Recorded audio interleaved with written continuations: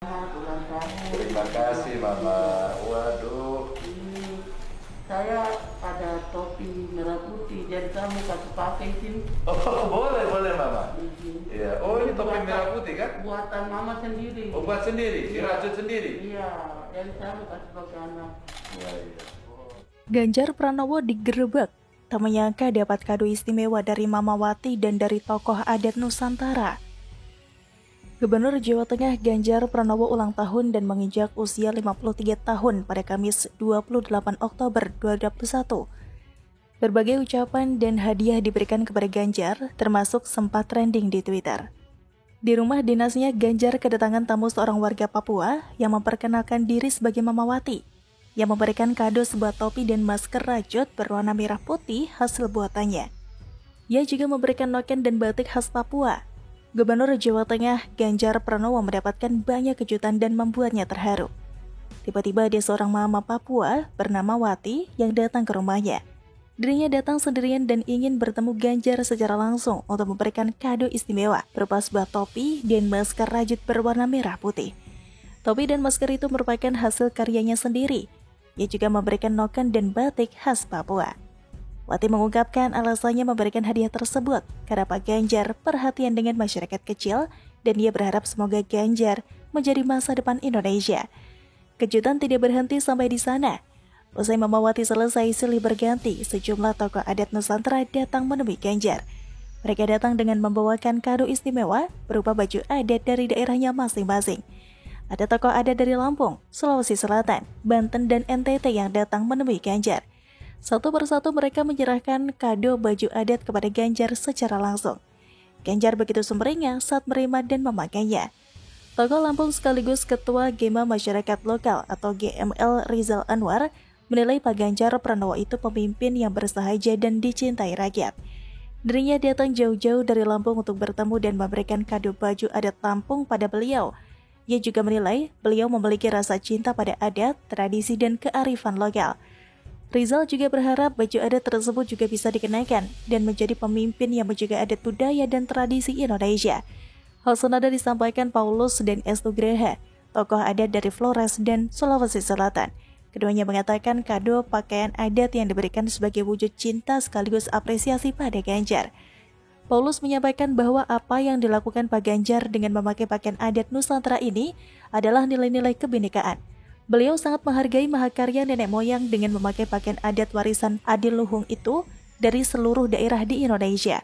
Beliau sangat peduli pada adat dan tradisi Nusantara. Itulah alasannya ia memberikan kado pakaian adat kepada beliau.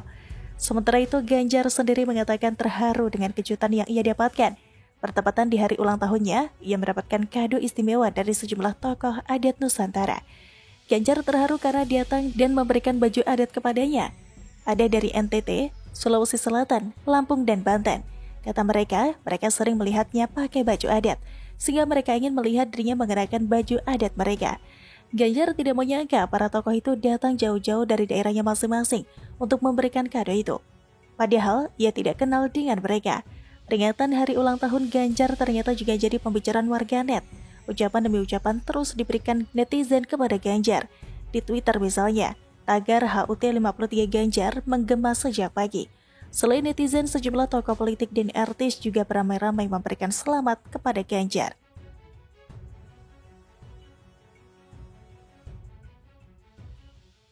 Rasa bahagia sekali. Bisa dapat jaket macam gini. Hatar tahu mau bilang apa lagi buat Bapak, saya minta terima kasih. Makanya kita dikontrak. Dengan senang hati saya sampaikan kepada Bapak Presiden dan Bapak Presiden berkenan hari ini bisa dijawab permohonan saya. Terus pengen bilang apa sama Bapak Presiden sudah mau dibangun rumah? Terima kasih, Tuhan memberkati. Luar biasa, rakyat Papua tidak ingin lepas dari NKRI karena perjuangan Jokowi, padahal baru 7 tahun menjabat.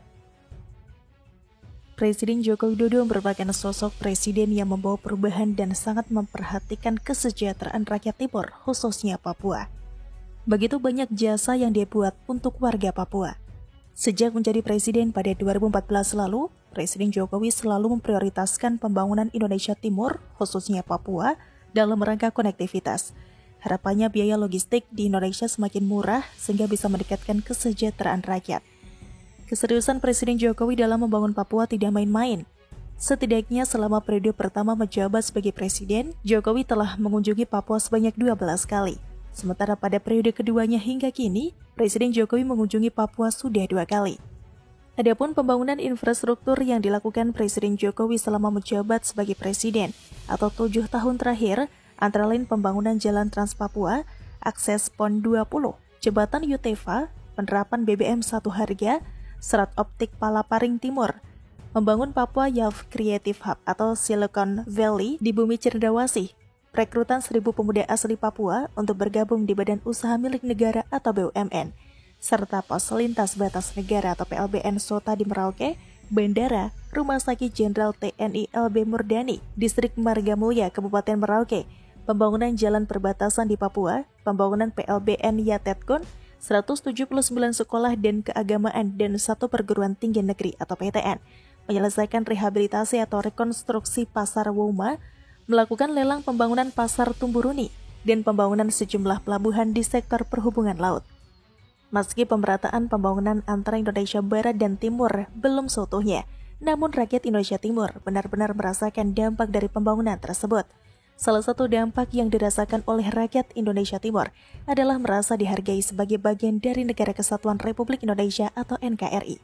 Ini semua tidak luput dari usaha Presiden Joko Widodo dalam membangun beberapa infrastruktur serta tidak bosan untuk berkunjung ke tanah Papua. Hal inilah yang membuat rakyat Papua merasa bahwa sangat dihargai dan berharga di NKRI. Melihat pembangunan yang dirasakan oleh rakyat Indonesia Timur khususnya Papua, membuat warga di Pulau Jawa turut merasakan bahagia karena saudara-saudaranya di Indonesia Timur tersebut baru merasakan adanya pembangunan. Tidak hanya turut merasakan kebahagiaan yang dirasakan rakyat Papua, warga di Jawa pun juga menginginkan Presiden Joko Widodo dapat melanjutkan kepemimpinannya agar pembangunan di Indonesia Timur dapat setara seutuhnya dengan Indonesia bagian Barat karena hanya Jokowi yang mau mempedulikan Papua dan berusaha memajukan pembangunan Papua supaya tidak merasa diabaikan.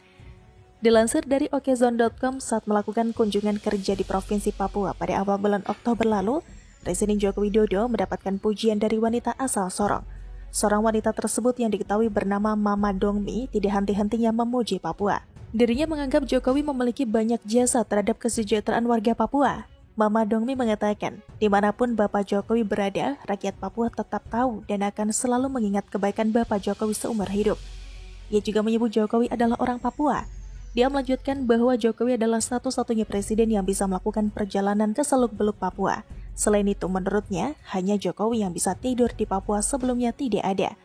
Mama Dongmi menjelaskan bahwa kecintaan Presiden Jokowi terhadap warga Papua dibuktikan dengan kemampuannya untuk beradaptasi terhadap Papua. Oleh karena itu, orang Papua akan selalu mengingat jasa Jokowi terhadap mereka. Dia juga menyebut Jokowi itu anak Sorong Pusat atau Sorpu, karena dia cinta orang Papua. Dari bibir orang Papua, bahkan hati orang Papua tidak akan pernah habis untuk mengingat dan mengenang kebaikan Bapak Jokowi, bahkan sampai ke pelosok-pelosok sana.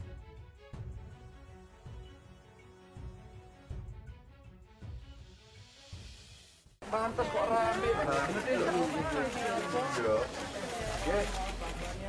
Iya.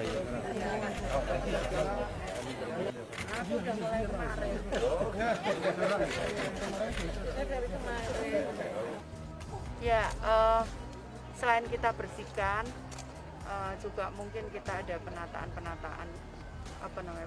bukan penataan untuk lighting, penambahan lighting, terus penambahan taman dan sebagainya. Ya tadi sudah saya koordinasikan dengan Pak Wali, nanti ke depan mungkin kita akan bantu untuk daerah untuk operasionalnya supaya tidak terlalu berat, kita akan berbagi.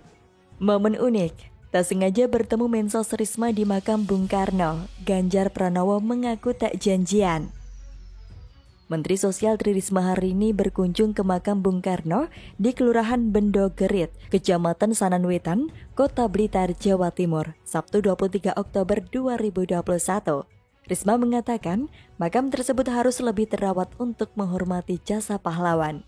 Menurut dia, sejak diresmikan pada 1979, makam Bung Karno belum pernah mendapatkan perawatan dan pemeliharaan. Selama ini pemerintah daerah yang keluar biaya untuk menjaganya. Menteri Risma kemudian mengecek sejumlah fasilitas di area makam Bung Karno tersebut. Pada beberapa titik, Risma meminta agar segera diperbaiki.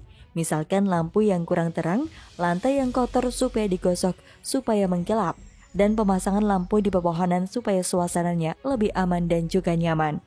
Ternyata, ada kejadian menarik saat Menteri Risma berkunjung di makam Bung Karno. Dilansir dari suara.com, Gubernur Jawa Tengah Ganjar Pranowo ziarah makam Bung Karno di Blitar pada Minggu 24 Oktober 2021. Siapa sangka, ternyata di lokasi sudah lebih dulu datang Menteri Sosial Tri Risma hari ini. Ganjar yang mengenakan polo warna hitam tiba menjelang tengah hari. Ratusan orang langsung mengerubungi pria berambut putih itu. Mereka meminta foto bersama Ganjar. Kompleks makam hari itu memang ramai sekali. Ternyata sedang ada acara bersih makam yang dipimpin oleh Risma. Begitu tahu ada Risma, Ganjar langsung menghampiri. Saat itu Risma sedang duduk beristirahat. Setelah menyapa singkat, Ganjar pun pamit menuju nisan makam Bung Karno. Dia lalu nyekar dan memanjatkan doa. Sementara Risma bergeser keluar area nisan, berjalan menuju ke selatan. Usai berziarah, Ganjar menjalankan ibadah sholat zuhur di musola. Diwawancarai wartawan usai sholat, Ganjar mengaku tidak ada agenda khusus ke MBK atau makam Bung Karno.